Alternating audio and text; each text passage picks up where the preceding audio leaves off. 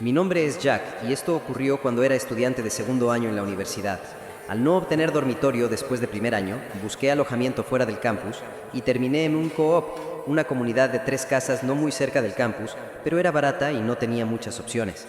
La mayoría de los residentes eran jóvenes estudiantes como yo, aunque había algunos exalumnos, 1 o 2 asistentes de enseñanza y algunas personas mayores estudiando más tarde en la vida. Pero quien realmente llamó mi atención fue una mujer mayor de unos 50 y tantos, con el cabello canoso, una leve cojera y una expresión siempre vacía, que vivía en otra de las casas. La primera vez que hizo algo extraño fue en nuestra cocina común, donde simplemente se quedó parada mirándonos mientras todos preparábamos la cena y escuchábamos música. En varios momentos sentí que me observaba específicamente. Días después, la vi desde mi ventana. Estaba en medio de la calle mirando hacia mi habitación. Le hice un gesto con la mano y en vez de responder, saltó emocionada y corrió hacia su casa, lo que confirmó que sabía cuál era mi cuarto.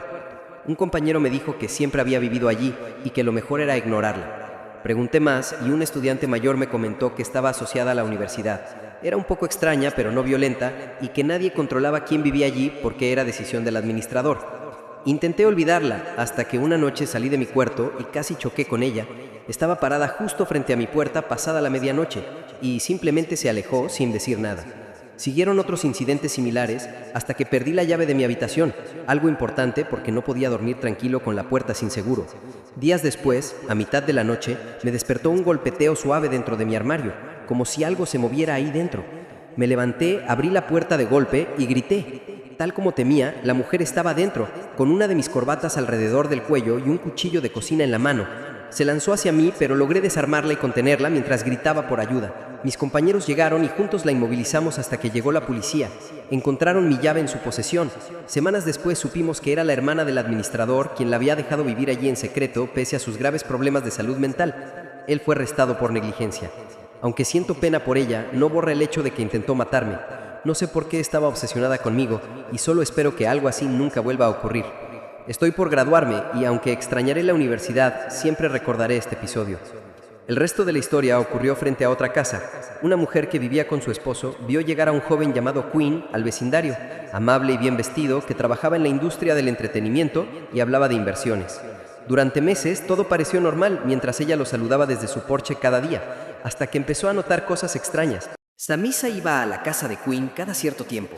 Conducía un pequeño convertible blanco y era bastante joven, rubia, el tipo de chica con la que esperarías ver salir a alguien como él. Para ser sincera, se vestía de forma algo provocativa, lo cual no me agradaba del todo. Supuse que era su novia, tal vez encargándose de la casa cuando él no estaba. Tenía su propia llave, así que tenía sentido. Se volvió algo rutinario.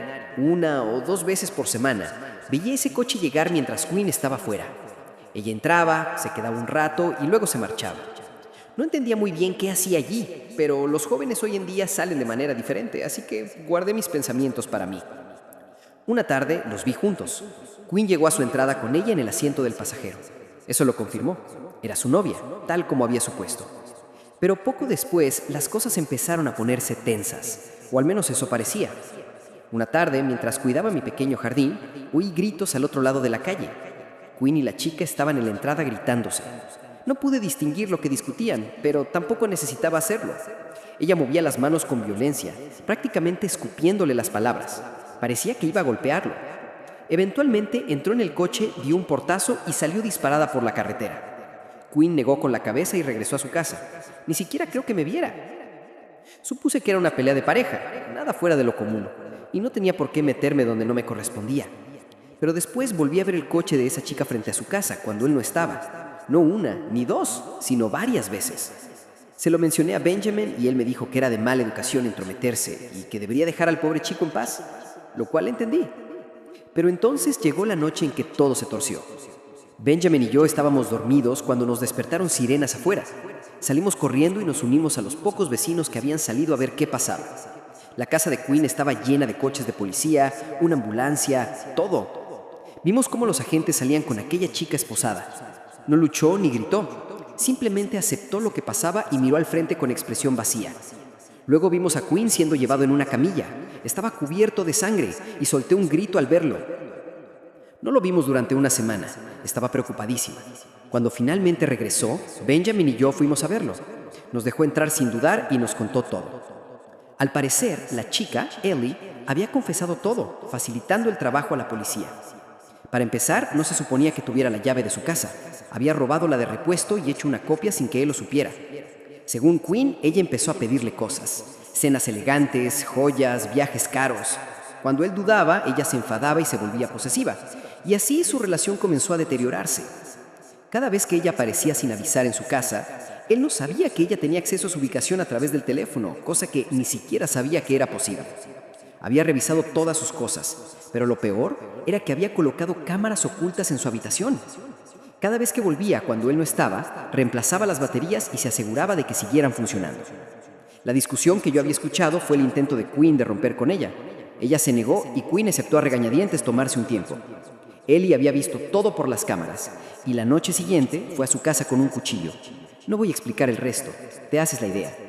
De alguna manera Quinn logró reducirla, pero no antes de que lo hiriera de gravedad. El médico dijo que estuvo a 1 centímetro de necesitar cirugía o de morir. Lo intentamos consolar, pero estaba visiblemente afectado. Lo último que dijo antes de que nos fuéramos fue que había aprendido la lección sobre presumir de su dinero, especialmente delante de chicas atractivas. Se mudó poco después. Dijo que no se sentía seguro en esa casa y que su ex tenía muchas amigas como ella, y la idea de que pudieran saber dónde vivía lo ponía incómodo. Nunca volvimos a verlo. Rezo porque esté bien. Nadie debería pasar por algo así, y menos alguien tan joven. Cuando me mudé a mi nuevo lugar, solo buscaba un nuevo comienzo. No entraré en detalles, pero digamos que tuve una mala situación con una ex que hizo imposible quedarme en mi antigua ciudad. Gané dinero joven y tomé malas decisiones respecto a las mujeres con las que me rodeaba. Lección aprendida. El vecindario al que me mudé es muy agradable. Poco crimen, tranquilo, mayormente familias. Las casas están bastante separadas, lo cual fue una de las razones por las que me atrajo el lugar. Pero por alguna razón, la propiedad junto a la mía está muchísimo más cerca de lo normal. Y esa casa es enorme. Cuando la vi por primera vez pensé que fácilmente podía vivir allí una familia de 10. Eso fue lo que supuse, que una gran familia vivía allí. ¡Cuánto equivocado estaba! Aunque intentaba mantener un perfil bajo, no iba a ser un vecino grosero. Me tomé la libertad de presentarme con todos en el vecindario. Por alguna razón decidí dejar a los del lado para el final. No sabría decir por qué. Todos eran amables y genuinos. Diría que el 90% eran padres jóvenes. Todos parecían tener éxito, lo cual me intimidaba un poco. No sabía si un tipo joven como yo encajaría fácilmente en una comunidad así, pero ese era más un tema personal. Cuando finalmente fui a presentarme al vecino de lado, ya estaba agotado de tanto hablar con desconocidos. Sabía que si me iba a casa no tendría la motivación de volver, así que me obligué y subí por su entrada. Estaba acostumbrado a que me abriera alguien de mediana edad, así que cuando un chico joven con mulet abrió la puerta, me quedé un poco sorprendido. Parecía incluso más joven que yo. Me recuperé rápido y seguí con mi discurso de recién llegado al vecindario. Él sonrió de oreja a oreja y me interrumpió antes de que pudiera terminar, diciendo algo como: «Vaya, alguien nacido en mi década. ¡Qué sorpresa más agradable!». Me reí y le dije lo mismo, contándole lo fuera de lugar que me sentía como un soltero de 20 y tantos años entre tantas familias con niños. Él me dijo que no me preocupara, que la mayoría de los vecinos eran bastante reservados, lo cual me tranquilizó. Me presentó como Damien y me dijo que algún día pasara por una copa. Me encogí de hombros y dije: «¿Qué demonios? ¿Por qué no ahora?». Esperaba que se riera e invitara a entrar, pero en cambio miró por encima del hombro, como inspeccionando el salón, y luego dijo que le encantaría, pero que estaba ocupado trabajando. Le pregunté a qué se dedicaba porque parecía una pregunta natural. Bajó un poco la sonrisa y, tras una mirada extraña, rió y dijo simplemente: «Finanzas». Nada más. Me pareció raro. Le pregunté si tenía compañeros de piso y me sorprendió cuando dijo que vivía solo, lo cual me parecía una locura considerando el tamaño del lugar. Charlamos un rato más y me dio su número. Estaba contento de que alguien de mi edad viviera allí, sobre todo porque parecía relajado y amable, pero no podía dejar de pensar en lo extraño que era que viviera solo en una casa tan grande. Volví a mi vida. Eso fue hace 6 meses. En las primeras semanas no pasó nada interesante. Le envié mensajes para quedar, pero siempre decía estar ocupado. Eventualmente dejé de insistir, no de mala manera, simplemente haz tu vida. No vi a nadie entrar o salir de la casa de Damon. No visitas, no fiestas, no chicas. Ni siquiera recibía comida a domicilio. Y su coche siempre estaba ahí. No sabía qué comía porque jamás lo veía salir. Vivía como un fantasma. Trabajo desde casa y mi oficina está en el 3er piso, con vista directa a su propiedad. Si me preguntas cómo sabía tanto de sus hábitos, ya sé, suena obsesivo. Pero su casa estaba justo en mi campo de visión. No podía evitar mirar de vez en cuando. Una noche miércoles me despertó música fuerte a las 2 de la mañana. Pensé que soñaba, pero no. Miré por la ventana y había 7 coches en su entrada. Era una fiesta. No soy de quejarme por ruido, pero era mitad de semana y el volumen era excesivo. Decidí ir a pedirle que bajara la música. Cuando llegué, llamé a la puerta, pero nadie respondió. Pensé en enviarle un mensaje, pero me arrepentí porque seguramente lo ignoraría. A la mañana siguiente volví a llamar más fuerte. Nada. Probé la puerta y estaba abierta. Lo primero que vi fue el montón de zapatos en la entrada. Al menos 10 pares. Pero no había nadie. Ni bebidas, nada. Sin embargo, se escuchaban voces y risas sobre la música. Pero luego me di cuenta. No era una fiesta de verdad. Era una grabación. Risas, gritos, copas, todo falso. Pero eso no explicaba los coches ni los zapatos. Ahí había gente, eso seguro. Moviéndome con cuidado, encontré una puerta entreabierta que daba al sótano. Sentí que lo que buscaba estaba allí. Bajé las escaleras con un leve brillo al fondo. A medida que me acercaba, escuché otro ruido.